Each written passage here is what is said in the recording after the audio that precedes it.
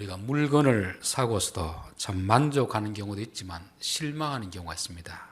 광고를 보았던 것보다 너무 기능이 떨어진다든지 또 생각했던 것보다 너무 비싸게 돈을 지불했다고 하면 좀 실망스러운 것이 있습니다. 사람에 대해도 마찬가지입니다. 참 좋게 보고 이 사람을 채용을 했는데 막상 일을 해보니까 너무 인격적으로 준비가 안 돼 있고 생각보다 실력이 떨어질 때 참 실망이 되는 경우가 많이 있습니다. 이것은 물건이나 사람뿐만 아니고 우리가 어떤 것에 대해서 지나친 기대를 가지면 낙심하게 된다는 것을 성경은 말씀하고 있습니다. 낙심이라는 것은 마음이 떨어진다는 말입니다. 즉 마음을 어떤 일정 수준 위에 두고 있던 거죠. 기대를 많이 했던 것이죠. 사람에 대해서도 그렇고 물건에 대해서도 그렇고 어떤 세상의 것에 대해서 지나치게 높은 곳에 내 마음을 두었다가 그것들이 내가 원하는 만큼을 충족시키지 못할 때 우리의 마음은 그 위에서 떨어짐으로 인하여서 우리가 살 의욕이 없어지게 되는 것입니다. 사람들마다 아마 살아가면서 이런 낙심을 경험한 사람들은 많을 것입니다. 어떤 사람들은 돈에 대해서 지나친 기대를 가졌다가 돈만 좀 많이 벌면 행복한 삶을 살 수 있겠거니 생각하고 평생 먹고 싶은 거 안 먹고 하고 싶은 거 안 하고 그렇게 돈을 모아서 은행에 넣어두었는데 어느 날 은행이 부도가 나가지고 한 푼도 찾지 못하게 될 때 그들은 아마 살 소망이 없을 것입니다. 또 우리 학생들이나 청년들은 어떤 대학에 가기 위해서 어떤 회사에 취직하기 위해서 몇 년을 준비했는데 막상 시험에 떨어지고 나면 참 살 소망이 없어지게 되는 그런 상태를 말씀하는 것입니다. 그래서 우리가 낙심하지 않기 위해서는 우리의 마음을 어디에 두고 있는가, 얼마나 높은 곳에 두고 있는가, 기대가 크면 실망도 크고 지나친 기대를 가지면 낙심하게 된다는 것을 성경이 말씀하고 있습니다. 로마서 12장 3절에 보면 내게 주신 은혜로 말미암아 너희 각 사람에게 명하노니 마땅히 생각할 그 이상의 생각을 품지 말고 오직 하나님께서 각 사람에게 나누어 주신 믿음의 분량대로 지혜롭게 생각하라 말이잖아요. 실망하고 낙심하는 것은 지나친 기대를 가지기 때문에 그런 것입니다. 사람에 대해서도 마찬가지입니다. 너무 사람을 지나치게 영시하고 신격화하면 반드시 낙심하고 실망하게 되어 있습니다. 인간이란 존재가 어떤가를 알면 우리는 지나친 기대를 하지 않게 되고 지나친 기대를 하지 않으면 낙심할 필요도 없는 것입니다.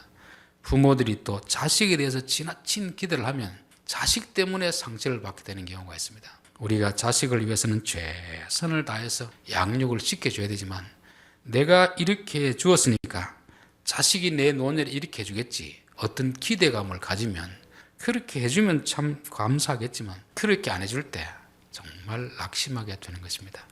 그래서 우리는 성경의 가르침을 따라서 내 마음을 지금 어디에 두고 있는가, 나를 배신할 세상의 것에 내 마음을 두고 있는가, 또 세상의 것에 대해서도 지나치게 높은 기대감을 가지고 있는가. 기대가 높으면 높을수록 우리의 마음에 상처도 크고 삶의 의욕을 잃어버리게 된다는 것을 말씀하고 있습니다. 자, 오늘 4장 1절 그러므로 우리가 이 직분을 받아 긍휼하심을 입은 대로 낙심하지 아니하고 사도 바울은 3장의 내용을 보면 반드시 낙심을 해야 됩니다. 낙심을 해야 되는데 낙심하지 않는다는 것입니다. 자, 사도 바울이 왜 낙심을 해야 되느냐 하면 사도 바울은 새 언약의 일꾼으로 고린도 교회에 복음을 전했습니다. 그리고 교회가 세워지고 사도 바울이 이제 어느 정도 교회가 안정된 것을 보고 에베소로 가서 또 그곳에 교회를 개척하고 교회를 세웠습니다. 근데 들려오는 소리는 고린도 교회에 복음을 전하는 자들이 아니고 유대인들이 와서 율법주의를 전하는 것입니다.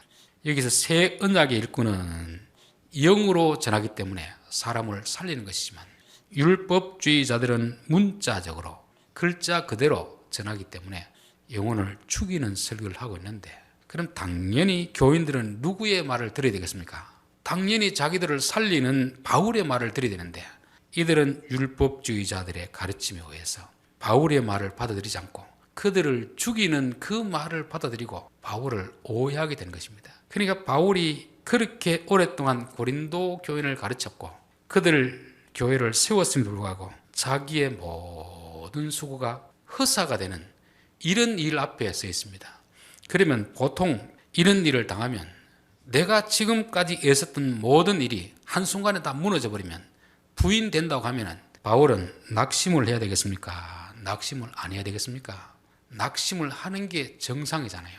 내가 무언가 얻기 위해서 그렇게 몸부림을 쳤는데 결국 하나도 얻지 못하고 다 잃어버렸을 때 우리는 절망에 빠지는 것입니다. 고린도 교회를 위해서 자기가 돈도 받지 않고 자기 자비량으로 그렇게 교회를 세우고 교회를 부흥시켜 놓았더니만 이제 엉뚱한 사람이 들어와가지고 그것도 바울보다 더 좋은 복음을 전하는 게 아니고 거짓된 복음을 전하고 있음에도 불구하고 교인들이 그 말을 듣고 바울을 오해하고 바울을 배척하는 것입니다.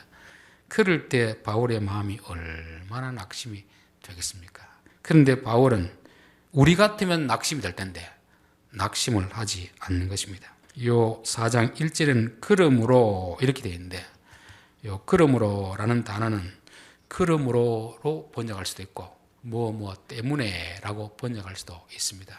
저는 3장을 보면서 이것은 그러므로라고 번역하기보다는 뭐 때문에 라고 번역하는 것이 맞겠다 싶어요. 자, 그러므로 하려고 하면은 위에 이런 상황 때문에 내가 낙심한다 이렇게 하면 그러므로가 맞습니다. 그러나 이런 상황에도 불구하고 내가 뭐 때문에 낙심하지 않는다, 그런 문맥으로 봤을 때는 그러므로보다는 뭐 때문에 낙심하지 않는다고 볼 수가 있는 것입니다. 자, 그렇다면 바울이 낙심하지 않는 이유는 뭐겠습니까? 자, 그러므로 우리가 이 직분을 받아 긍휼하심을 입은 대로 낙심하지 아니하고, 요거를 이제 우리말 성경에 보면 그러므로 우리는 하나님의 자비하심을 힘입어 이 직분을 받은 사실을 생각해서 낙심하지 않습니다. 이렇게 되어 있습니다. 지금 바울이 자기 능력으로 사도가 되었다면 자기는 낙심할 수밖에 없습니다. 왜냐하면 자기는 대단한 사람이라고 자부하고 있는 사람 아닙니까? 그러면 이 고린도 교인들을 다 변화시켜 놔야 됩니다. 그런데 자기 나름대로는 최선을 다했는데 변화된 것 같았는데 하나도 변화가 되지 않는 이 사실을 보면은 자기 자신은 어떻게 됩니까? 나는 실패자구나. 나는 실패자구나. 내가 한 모든 수고가 헛된 것이었구나. 낙심해야 정상인데 바울은 자기 일의 결과를 가지고 자기 자신을 판단하지 않습니다. 오히려 하나님께서 긍휼하심으로 나를 불러주었다는 것입니다. 긍휼하심으로 불러주었다는 것은 내가 자격이 되어서 불러준 것이 아니라는 것입니다. 자격이 안 됨에도 불구하고 하나님께서 불러주셨기 때문에 내가 낙심하지 않는다는 것입니다. 하나님께서 내가 자격이 안 되는 건 알면서도 불러주셨기 때문에 내 일의 결과에 대해서 책임을 물을까요, 안 물을까요? 안 묻습니다. 왜? 이 사람이 실력이 있을 것이라고 불러줬다면 그런 결과가 나오지 않으면 불러준 사람이 실망할 것입니다. 그러나 불러준 사람이 우리의 재능을 보고 불러준 게 아니고 그럴 만한 실력이 되지 않음에도 불구하고 긍휼하심을 따라서 불러주시고 이 직책을 주셨기 때문에 내가 원하는 대로 되지 않았더라도 낙심할 필요는 없는 것입니다. 그러니까 바울은 자기 자신에 대해서도 지나친 기대를 가지지 않았기 때문에 일이 성공하지 못했더라도 낙심하지 않는 것입니다. 저는 우리 직분을 가진 자들이 항상 이 마음을 가져야 됩니다. 목사도 장로님도 권사님도 집사님들도 내가 그래도 남들보다 더 믿음이 좋기 때문에 더 열심히 뛰어나기 때문에 나를 직분자로 세웠다고 생각이 되면 뒤에 결과가 좋지 않으면 스스로 절망에 빠지는 것입니다. 그러나 나는 오히려 남들보다 부족하지만 하나님께서 불러주셨기 때문에 비록 내가 원하는 결과가 나타나지 않더라도 절망할 필요가 없는 것이고 어쩌면 그것이 당연하다고 볼 수 있는 것입니다. 그래서 사도 바울은 자신을 높은 곳에 두지 않았습니다. 자신을 가장 낮은 곳에 두었고 하나님께서 낮은 자기를 불러서 높은 자리에 앉게 했기 때문에 그가 그 결과를 도출하지 못했더라도 실망할 필요는 없는 것입니다. 여러분, 학생이 만약 열심히 공부를 해서 내 실력은 요거밖에 안 된다 생각하고 어떤 대학에 원서를 냈다가 떨어진다고 해서 그렇게 큰 실망이 되겠습니까? 그렇지 않습니다. 나는 실력은 요 정도밖에 안 되는데 나는 이 정도 된다고 자기 자신을 과대평가하다 보면은 높은 대학에 원서를 냈다가 떨어지면 정말 절망에 빠지는 것입니다. 겸손이라는 게 뭐겠습니까? 자기의 분수를 하는 거죠. 직분자도 자기의 분수를 하는 것이고 자기의 능력을 한계를 하는 것이고 자기를 높은 곳에 두지 않고 낮은 곳에 두면 세상이 나를 속일지라도 우리는 실망하지 않고 낙심하지 않게 될 줄 믿습니다. 자, 두 번째는 자기가 직분을 맡아서 자기의 어떤 꿈, 자기의 뜻을 이루려고 하지 않았습니다. 오직 하나님의 뜻이 이루어지기를 위해서 그 직분을 감당했기 때문에 자신은 실망하지 않는 것입니다. 마태복음 11장 20절에 보면 예수께서 권능을 가장 많이 베푸신 고울들이 회개하지 아니하므로 그때 책망하시되 예수님이 고향 마을에 가서 가장 많이 신경을 썼습니다. 남들에게 1시간 전할 거 2시간 전하고 기적을 1명 해줄 거 2-3명 해줬습니다. 그럼 적어도 그 마을 사람들이 회개라고 돌아와야 될 텐데 한 사람도 돌아오지 않았습니다. 그럼 실망도 되고 책망도 했던 것이죠. 그러다가 그 25절에 보면 그때 예수께서 대답하여 이르시되 천지의 주이신 아버지여 이것을 지혜롭고 슬기는 자들에게는 숨기시고 어린아이들에게 나타내심을 감사나이다. 옳소이다. 이렇게 된 것이 아버지의 뜻이니이다. 예수님이 그렇게 복음을 전하고 기적을 행했지만 예수님 마음은 어떻겠습니까? 좀 더 많은 사람들이 돌아오기를 기다렸을 것입니다. 그런데 한 명도 돌아오지 않았을 때 실망은 되지만 낙심하지 않았습니다. 가만히 생각해 보니까 이것은 예수님이 할 일이 아니고 하나님이 하실 일이거든요. 하나님은 어린아이처럼 겸손한 자에게는 마음의 문을 열어서 이 비밀이 깨달아지게 하지만 교만한 자들에게는 마음을 닫아버리기 때문에 예수님이 아무리 설교를 잘했더라도 돌아오지 않는 것이 하나님의 뜻인 것입니다. 사도 바울도 마찬가지입니다. 복음을 그렇게 전했어도 믿는 사람이 있고 안 믿는 사람이 있습니다. 그래서 그 3장 14절 그러나 그들의 마음이 완고하여 오늘날까지도 구약을 읽을 때 그 수건이 벗겨지지 아니하고 있으니 그 수건은 그리스도 안에서 없어질 것이라. 16절 그러면 언제든지 주께로 돌아가면 그 수건이 벗겨지리라. 바울이 그렇게 복음을 전해도 그들이 회개하지 않는 이유는 뭐겠습니까? 눈에 수건이 있다는 거죠. 유대주의의 편견이 눈을 가리고 있는 것입니다. 그 수건은 그들 스스로 자기 발로 주께로 돌아와야 벗겨지는 거지 사도 바울이 벗겨줄 수 있는 것이 아닌 것입니다. 아무리 열심히 해도 사도 바울의 능력의 한계가 바로 여기인 것입니다.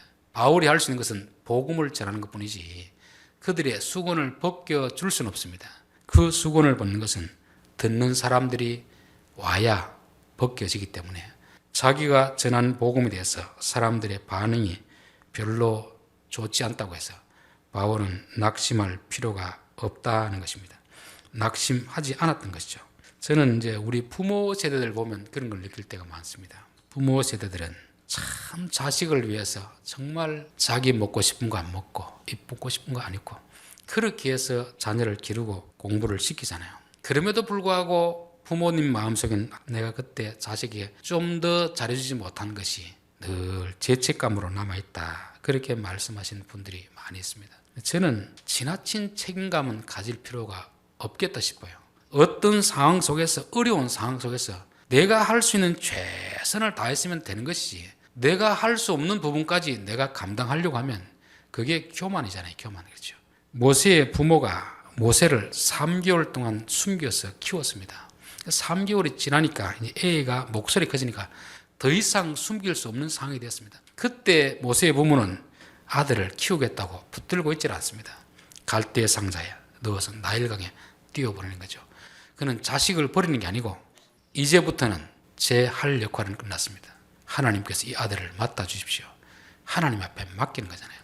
우리가 복음을 전한다고 해서 우리의 소식을 듣고 다 사람들이 교회로 나오면 얼마나 좋겠습니까? 우리에는 그런 능력이 없습니다. 전하는 데까지만 우리가 할 것이고 그들이 믿고 안 믿고는 그들이 주께로 돌아와야지 수건이 벗겨지는 것이고 믿게 되는 것인데 우리는 전도에 대해서 잘못 알기 때문에 내가 저 사람을 교회에 데리고 와야 된다, 믿게 된다 그런 부담을 느끼는 경우가 있습니다. 에스겔서에도 분명히 파수꾼은 알려주는 것까지가 그 사람의 사명입니다. 돌아오고 안 돌아오는 그 사람의 삶이 아닙니다. 소돔 고모라 성을 멸할 때도 천사들이 가서 롯에게 이야기를 하잖아요. 너희에 속한 가족들은 다 이 성에서 나와라. 곧 이 성을 멸할 것이다 했을 때 사위들에게도 이야기했습니다. 근데 사위들은 장인들 롯의 말을 농담으로 여겼더라. 멱살 끌고 나올 수 없는 거 아닙니까? 전해주면 그 다음부터 선택은 그 사람에게 달려있는 것입니다. 파수꾼도 그렇고 우리가 복음을 전할 때도 그렇고 우리가 어떤 일을 할 때에도 내가 할 수 있는 영역이 어디까지인가, 그까지만 최선을 다하면 되는데 우리는 지나치게 자기를 높이 두기 때문에 내가 할 수 없는 영역까지 해야 된다고 생각하기 때문에 계속해서 죄책감을 느끼게 되는 것입니다. 그것은 잘못된 것이죠. 모세의 부모가 나일강에 띄우면서 죄책감을 느꼈을까요? 안 느꼈을까요? 저는 안 느꼈다고 봅니다. 그들이 할 수 있는 최선이 3개월이거든요. 3개월 더 이상 저는 할 수 없습니다. 이제는 하나님께 맡겨오니 하나님께서 맡아서 해 주십시오. 그래서 우리는 어떤 일을 하면서 우리의 한계를 알아야 되는 것이고 또 그 일을 통해서 내 뜻을 이루는 것이 아니라 하나님의 뜻을 이루어지도록 그렇게 기도해야 되는 것입니다. 세 번째는 우리 모든 사람들은 직분을 가졌지만 역할은 하나님께서 정해 주셨습니다. 우리 보통 영화에 보면은 주연이 있고 조연이 있습니다. 우리는 다 무엇이 되려고 합니까? 주연이 되고 싶어 하잖아요. 조연으로서 만족하지 못합니다. 그래서 조연으로서 자꾸 주연이 되려고 하는 이런 망상에 빠질 수 있거든요. 그럼 하나님께서 우리 인생들에게 각자의 역할을 다 맡깁니다. 그러면 그 역할에서 자기에게 맡겨진 역할만 감당하면 그 사람은 잘한 것입니다. 주연은 주연의 역할을 감당하면 되는 것이고 조연은 조연의 역할을 감당하면 되는 것입니다. 그런데 주연은 끝까지 살아남지만 조연은 중간에 죽습니다. 그래서 나는 이렇게 죽을 수는 없다, 너무 억울하다 싶어가지고 죽어야 될 장면에 안 죽고 벌떡 살아나면 어떻게 됩니까? 그 사람은 그 역할에서 빠져나와야 되는 것입니다. 저는 우리의 인생에도 하나님께서 주신 역할이 다 있다고 봅니다. 그래서 고린도전서 12장에 보면 다 사도겠느냐, 다 선지자겠느냐, 다 교사이겠느냐, 다 능력을 행하는 자이겠느냐, 그렇지 않다는 거죠. 어떤 사람은 사도의 직분을, 어떤 사람은 교사의 직분을, 하나님께서 각각 주신 은사와 직분이 다 다르다는 것입니다. 그래서 하나님 내게 주신 직분이 무엇인가, 또 직분에 따른 사명이 무엇인가를 봐야 됩니다. 사도행전에 보면 두 명의 설교자가 나옵니다. 한 명은 베드로, 또 한 명은 스데반이 나옵니다. 베드로가 설교할 때는 3,000명이 회개하고 돌아왔더라는 기사가 있습니다. 스데반 집사님은 설교했을 때 돌에 맞아 죽었습니다. 그렇다면 베드로는 성공한 설교자이고 스데반은 실패한 설교자이겠습니까? 아닙니다. 베드로는 설교에서 사람들이 회개하는 그 역할을 맡은 것입니다. 스데반은 설교했을 때 돌에 치는 자들에 맞아 죽는 그 역할을 감당했던 것입니다. 그러니까 베드로의 역할이 따로 있고 스데반의 역할이 따로 있는 것입니다. 스데반이 만약 하나님, 베드로가 설교할 때는 3,000명이 회개했는데 제가 설교할 때는 적어도 1,000명은 회개하도록 해줘야 될 거 아닙니까? 그렇게 말할 수 없다는 거죠. 베드로는 3,000명의 설교한 그 역할을 맡은 것이고 스데반 너는 설교를 듣는 사람들에 의해서 돌에 맞아 죽는 역할을 감당해라. 그래서 사람들마다 역할이 다 다르다는 것입니다. 예수님의 제자 중에서 야고보와 요한은 형제였습니다. 예수님이 예루살렘으로 갈 때 성경에는 각각 다르게 기록되어 있는데 한 곳에서는 어머니가 와서 예수님에게 청탁을 청탁. 선생님, 당신이 가서 왕이 될 때 우리 두 아들, 한 아들은 우편에 한 아들은 좌편에 앉게 해주십시오. 그렇게 청탁하는 내용이 나오고 또 다른 복음서에는 두 사람이 가가지고 예수님께 부탁하는 것입니다. 예수님, 당신이 왕이 오르시면 한 사람은 우편에 한 사람은 좌편에, 오늘날 말하면 총리라든지 가장 실세 장관 그런 것을 부탁합니다. 그런데 현실은 어땠습니까? 야고보는 12사도 중에서 가장 먼저 순교하는 것입니다. 요한은 12사도 중에 가장 오랫동안 살아남아 자기 역할을 감당하는 것입니다. 그러면 야고보는 실패한 자이고 요한은 성공한 자이겠습니까? 그렇지 않습니다. 야고보는 순교의 제물로 드려질 그 사명을 받은 것이고 요한은 가장 오랫동안 남아서 그리스도의 사랑을 전하도록 그렇게 사명을 받은 것입니다. 그래서 우리는 남들과 비교할 필요는 없습니다. 저는 이제 신학교를 졸업한 지 한 20년이 넘은 것 같네요. 지금 동기들을 쭉 보면은 같은 방에서 공부하고 같은 이렇게 했던 분들인데 어떤 분은 큰 교회를 목회하는 분이 있고 어떤 교회는 지금도 조그마한 교회를 목회하는 분이 있고, 어떤 분은 목회지가 없는 분도 있습니다. 큰 교회를 목회하는 분은 성공한 사람처럼 보이고, 작은 교회를 목회하는 분은 실패한 사람처럼 보이지만, 그것은 세상적 기준입니다. 하나님께서 너는 이곳에서 목회해라, 너는 작지만 이곳에서 목회해라, 하나님께서 맡겨주신 그곳에서 목회하는 것이 잘하는 것이지, 세상 기준을 가지고 반드시 얼마 이상의 교회를 목회해야 성공했다, 작은 교회에서 하면 실패했다, 그렇게는 볼 수 없다는 것입니다. 하나님께서 내게 주신 그 역할, 그 장소에서 그 직분을 감당하는 것이 어쩌면 우리 가장 성공한 삶이라 저는 그렇게 보여집니다. 바울은 비록 남들이 보기에는 실패한 목회처럼 보이지만 바울은 낙심을 하지 않습니다. 2절 이에 숨은 부끄러움의 일을 버리고 속임으로 행하지 아니하며 하나님의 말씀을 혼잡하게 하지 아니하고 오직 진리를 나타내므로 하나님 앞에서 각 사람의 양심에 대하여 스스로 추천하노라. 요 2절 한 절에는 이렇게 해서는 안 된다, 이렇게 해야 된다, 이 두 가지 측면에서 말씀하고 있습니다. 첫째, 하지 말아야 될 것이 뭡니까? 은밀하고 수치스러운 방법으로 목회를 하지 않겠다는 것입니다. 교인들을 속여서 목회하지 않겠다는 것입니다. 그리고 하나님의 말씀을 왜곡시켜서 목회하지 않겠다는 것입니다. 그 대신 어떻게 하겠다는 겁니까? 진실을 말하겠다. 그리고 모든 사람 보는 앞에서, 하나님 보는 앞에서 양심에 부끄럽지 않도록 하겠다는 것입니다. 그러면은 부끄러운 방법을 하고 속이고 말씀을 왜곡하는 자들은 왜 그렇게 하겠습니까? 자기 어떤 목적이 있거든요. 목회를 할 때 어느 정도 교회를 키워야 되겠다, 뭐 성장을 시켜야 되겠다, 이런 자기 야망이 있습니다. 자기 야망. 여기서 목사들은 이 딜레마에 빠지는 것입니다. 저도 예전에는 설교를 잘하면 교회가 부흥하겠구나, 큰 교회 목회할 수 있구나, 그런 생각을 했었습니다. 그런데 이제 목회 현장에 들어와 보니까 그거하고 안 맞더라고요. 그럴 때 이제 갈등이 생기는 거죠. 나도 진실되게 있는 그대로 설교를 했을 때 교회가 부흥이 안 되니까 좀 방법을 바꿔볼까, 부흥하는 교회는 어떻게 할까, 좀 말씀에다가 물을 태우고 좀 누룩을 넣고 설탕을 넣어서 교인들이 귀에 듣기 좋은 설교를 하고 교인들이 부담스러운 설교를 하지 않고 또 세상의 마케팅 방법이라든지 이런 걸 동원해 가지고 교회를 부흥시키고 싶은 이런 욕망이 찾아올 때가 있습니다. 그러나 직분자는 자기의 뜻을 이루고 자기의 소망을 이루는 자들이 아니잖아요.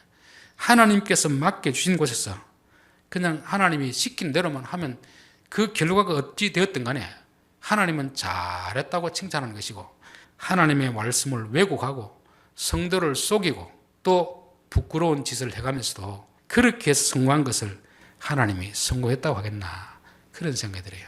성공이 목적이 되면 안 됩니다. 나를 통하여서 하나님의 뜻이 나타나도록 해야 됩니다. 비록 그 뜻대로 살다가 실패하더라도 실패를 받아들이면 되는데, 우리는 무언가 하면은 성공할 일은 그런 욕망이 있잖아요. 남들보다 더 잘한다는 소리를 듣고 싶은 이런 욕망이 있잖아요. 그러면 하나님 뜻이 아니고 내 욕망을 이루고 하면은 부끄러운 짓을 해야 됩니다. 사람들을 속여야 됩니다. 그리고 말씀을 왜곡시켜야 되는 거죠. 그런데 바울은 비록 자기가 한 일에 대해서 교회가 부흥되지 않고 자기가 고린도 교인들에게 무시를 당했더라도 나는 끝까지 진실 말을 말하겠다. 그리고 하나님 앞과 사람들 앞에서 부끄럽지 않게 행동하겠다는 것입니다. 이것은 목회자가 가져야 될 태도이지만 저는 우리 성도들이 이 땅에서 무슨 일을 할 때 이 마음을 가지고 해야 될 줄 믿습니다. 성공하기 위해서, 부자 되기 위해서 남들 앞에 부끄러운 행동을 하거나 다른 사람을 속이거나 하나님의 말씀을 왜곡시키는 그런 일을 하지 않고 오로지 진실되고 사람들과 하나님 앞에서 부끄럽지 않는 그런 삶을 살아간다면 비록 세상적 기준에서는 실패했다 할지라도 하나님은 그들을 통해서 너는 참 충성되이 잘하였구나 내 종아, 그렇게 평가리라, 그렇게 믿습니다.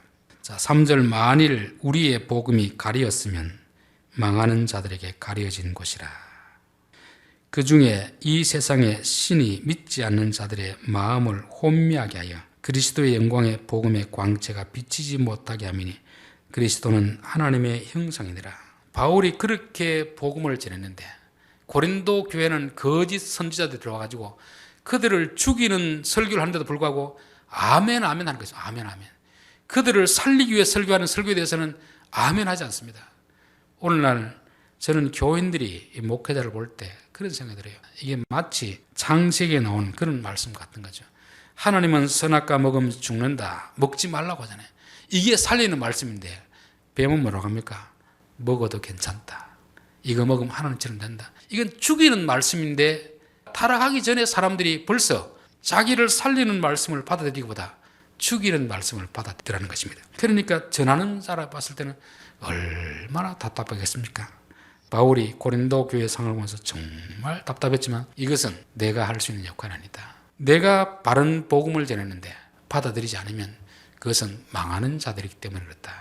그들이 죽게 돌아오면 그 비늘이 벗겨지고 수건이 벗겨져서 바울이 전하는 복음을 깨닫게 될 터인데 그들이 죽게로 돌아오지 않기 때문에, 즉 예수를 믿지 않기 때문에 그들에게는 빛이 들어가지 않는다는 것입니다. 하늘에서 아무리 비가 많이 쏟아져도 단지 뚜껑을 닫아놓으면 한 방울도 안 들어가잖아요. 아무리 많은 사람이 복음을 전하더라도 내 마음이 사단이 빛을 가리는 먹구름을 덮어 있다면 말씀이 하나도 들어오지 않는 것입니다. 그래서 저는 설교를 시작하기 전에 항상 하나님 우리 성도들의 마음속에 있는 어둠의 먹구름을 거두어 주십시오. 진리의 말씀이 선포될 때 그 빛이 우리 성도들의 영혼 깊숙이까지 비치게 없어서 기도합니다. 설교 준비하는 건 제가 하지만 이 설교가 교인들의 마음에 들어가느냐 안 들어가느냐 것은 제 영역이 아닙니다. 듣는 자들의 영역이고 또 하나님 해 주셔야 될 영역이기 때문에 그런 것입니다. 씨 뿌린 자의 비유도 보면 똑같이 씨를 뿌리지만 밭에 따라서 열매가 맺는 밭이 있고 안 맺는 밭이 있는 것입니다. 그래서 설교자는 최선을 다해 준비하지만 말씀이 들어가지 않는 자에 대해서는 안타까운 마음을 가지지만 그들이 듣지 않는다고 해서 깨닫지 못한다고 해서 내 책임이다 이렇게 스스로 자책할 필요는 없다는 것입니다. 그래서 바울은 스스로 낙심하지 않고 있다는 것입니다. 그래서 우리의 삶 가운데서도 내가 할 수 있는 최선을 다했으면 그것으로 만족해야지 어떤 결과가 나타나지 않았다고 해서 절망적일 필요는 없는 것입니다. 특별히 자녀들에 대해서 그렇잖아요. 부모 마음은 자식이 잘 되기를 원하고 부모의 신앙을 물려받기를 원하지만 그렇지 않는 경우도 있습니다.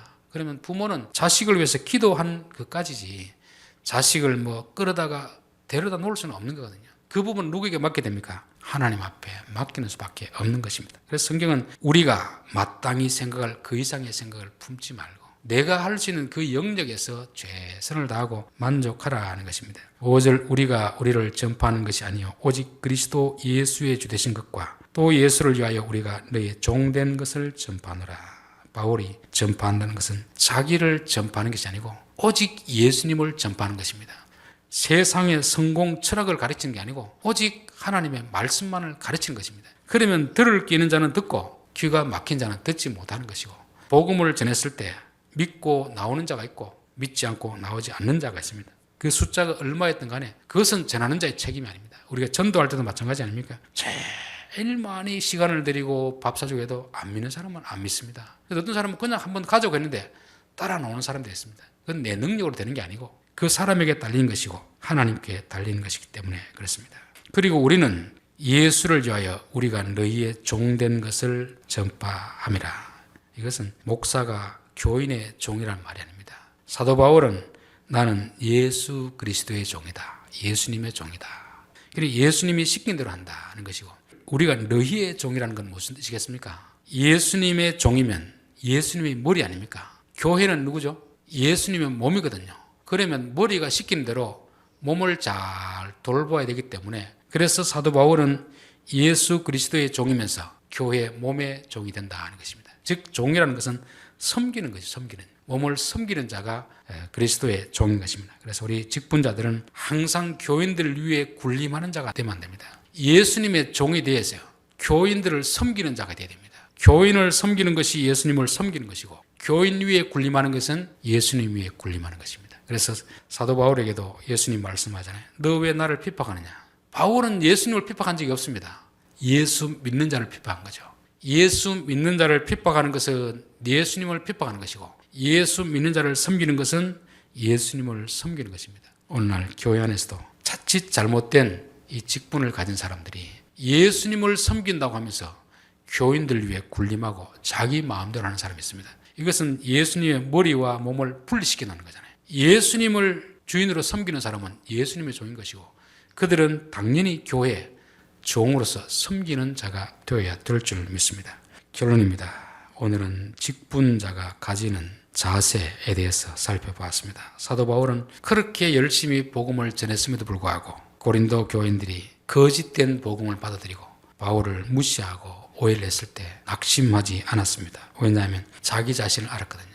자기의 실력으로 사도가 되었더라면 이 결과에 대해서 정말 낙심이 될 수 있지만 하나님은 자신이 자격이 없음에도 불구하고 사도로 삼아줬기 때문에 그런 좋지 않는 결과가 물론 세상적 기준에서 좋지 않는 결과가 나와도 실망하지 않았습니다. 또 바울은 그 직분을 통해서 자기 뜻을 이루기 위한 것이 아니고 하나님 뜻을 이루기를 원했습니다. 우리가 전한다고 다 그 사람을 믿는 것이 하나님 뜻이 아닙니다. 어린아이처럼 겸손한 자에게는 눈을 열어서 믿음을 주시는 것이고 교만한 자는 우리가 아무리 잘 전해도 마음이 닫혀있기 때문에 믿지 않는 것이 이게 하나님의 뜻이라 그렇게 말씀하고 있습니다. 또 직분을 통해서 성공을 하려고 해서 안 됩니다. 하나님이 맡긴 역할이 있습니다. 어떤 사람은 성공하는 역할로 맡긴 사람이 있고 어떤 사람은 실패하는 역할로 맡긴 사람이 있습니다. 베드로는 설교하고 성공하는 역할을 맡았다고 하면 스데반 집사님은 설교하고 맞아 죽는 그 역할을 감당했습니다. 야고보는 3년을 제자훈련을 받고 배운 것을 써먹기도 전에 순교의 제물이 되었습니다. 그러나 요한은 가장 오랫동안 남아가지고 복음을 전하는 자가 되었습니다.